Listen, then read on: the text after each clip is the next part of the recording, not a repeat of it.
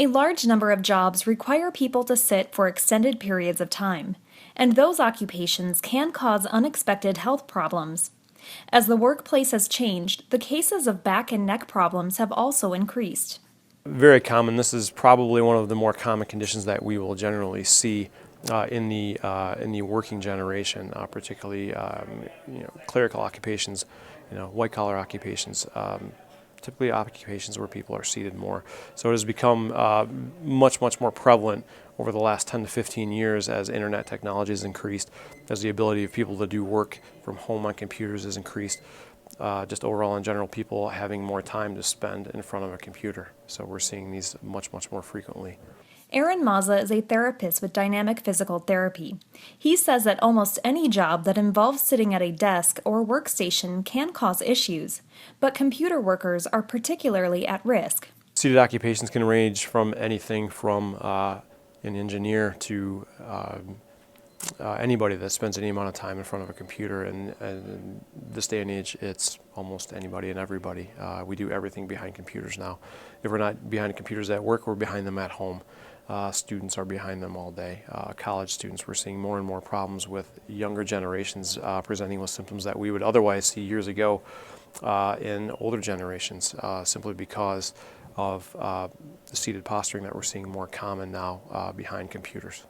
Luckily, there are a few basic things that people can do to reduce the chances of back and neck injuries. The simplest thing somebody can do in that situation is to roll a hooded sweatshirt up or maintain some kind of a cushion bolster and place it right behind the small of their back, because what that does is that brings the shoulders back over the pelvis and creates less forward posturing, which eventually cascades into neck pain, upper neck pain, shoulder pain.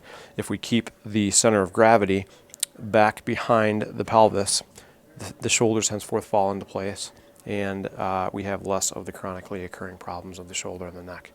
If those basic solutions do not fix the problem, physical therapists can work with individuals to find the cause of pain and make sure that it is dealt with properly. Generally what we're going to do is we're going to do a little bit of a subjective review of that particular patient's ergonomic setting at work.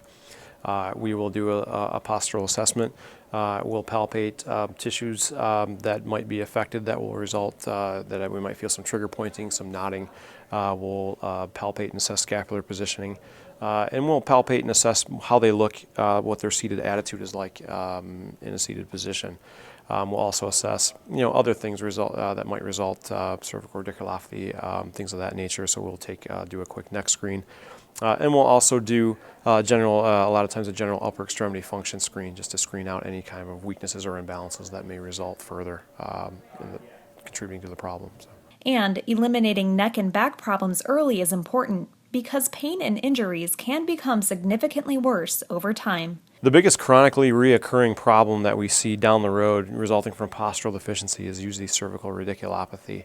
Among other things are rotator cuff problems in the shoulder due to forward positioning causing more friction inside the shoulder because the shoulder not having enough space to move, resulting further in joint spurs that will cause rotator cuff tears.